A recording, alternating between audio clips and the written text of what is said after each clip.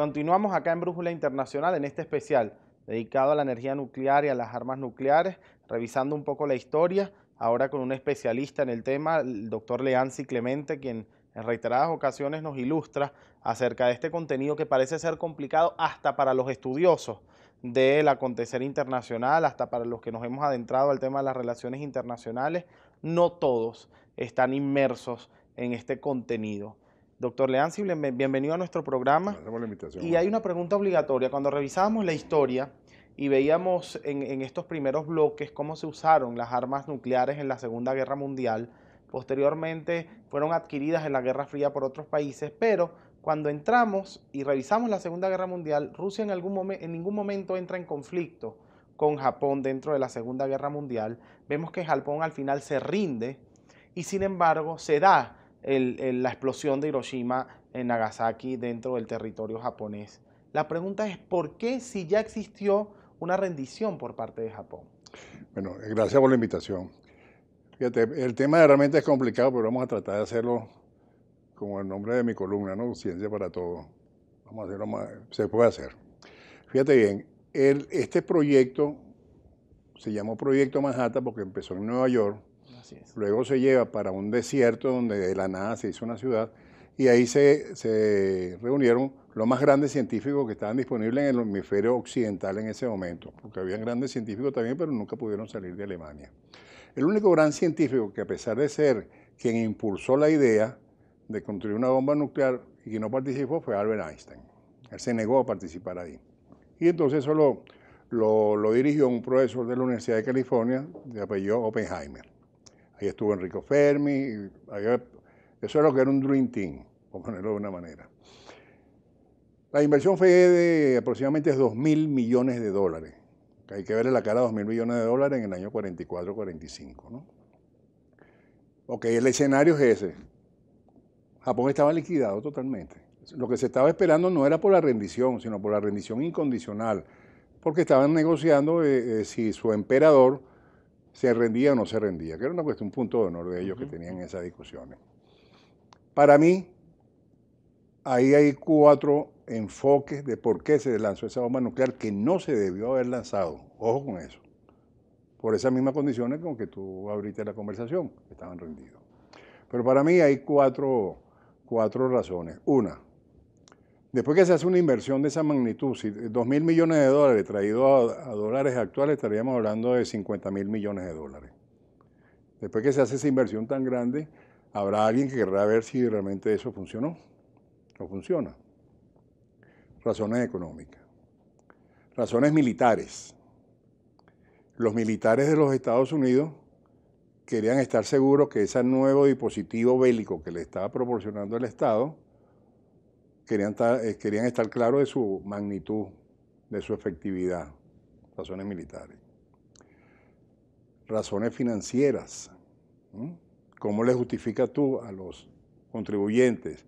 Porque el gobierno de los Estados Unidos tiene que estar dándole cuenta permanentemente a los contribuyentes, que es algo que deberíamos hacer en muchos países, ¿no? Que los gobiernos nos dieran cuenta de los reales que pagamos con los impuestos. Y una razón política. Ya los Estados Unidos tenían perfectamente claro que la Unión Soviética, al terminar la guerra, iba a tratar de imponer el comunismo, que era su ideología política, ya de 40, 50 años desde con Stalin, Lenin, etc. Entonces, había que decirle a este enemigo en potencia, que yo también soy una potencia. Que yo no solamente que soy una potencia, sino que tengo un arma que no tiene, de destrucción masiva que no tiene él. Eso era importante hacérselo ver a ese enemigo en potencia. Para el momento. ¿Qué pasó a la larga? Bueno, los Estados Unidos siempre calcularon, más o menos le dieron un espacio, y esto me lo dijo un científico que tuvieron el proyecto Manhattan, que conocía ya, que me dieron clase en el MIT, cuando estamos haciendo la especialización, que ellos tenían un cálculo que entre 8 y 10 años los soviéticos iban a dominar las diferentes técnicas, reactores nucleares, producción de plutonio, producción de uranio enriquecido, bombas nucleares, etc. Caramba, los soviéticos siempre se adelantaban. Incluso hubo un matrimonio de apellido Rosenberg que fueron ejecutados en la silla eléctrica, que fueron espías que dieron los secretos. Los soviéticos en esa época, yo no sé si todavía lo hacen, pero siempre se caracterizaron por ser excelentes captadores de espías. Excelente. Lo hicieron mucho en la Universidad de Cambridge, en Inglaterra, y en las diversas universidades de los Estados Unidos captaban con mucha facilidad gente. No sé cómo se las arreglaban, pero tenían eso. Que por cierto, esa captura de tantos secretos, pues se manejaba mucho papel, es lo que crea el antecesor de la Internet que tenemos actualmente. Se le llamó ARPANET. Ya en la universidad nuestra, en el MIT, se estaba hablando del manejo electrónico de documentos. Claro. En la Universidad de Stanford, en Berkeley, entonces, para hacer la historia corta, se crea una red que se llamó ARPANET solamente para manejar los secretos nucleares de los Estados Unidos en esas universidades. Y yo en ese momento, bueno, por casualidad estaba estudiando. El primer ahí. venezolano, ¿no? Soy el primer venezolano en utilizar tanto la internet, bueno, la ARPANET para ese momento, y el primer correo electrónico pues que tuvo un venezolano era el mío, que era lianciclemente@mit.org. Y todo viene de este tema. Todo viene de este tema. Entonces se sigue desarrollando, entonces viene Israel. Israel sí recibe bombas nucleares por parte de los Estados Unidos, tiene un gran arsenal que se calcula unas 400 bombas más o menos. Luego la India. Yo recuerdo que en el MIT había mucha gente de la India formándose en el área nuclear.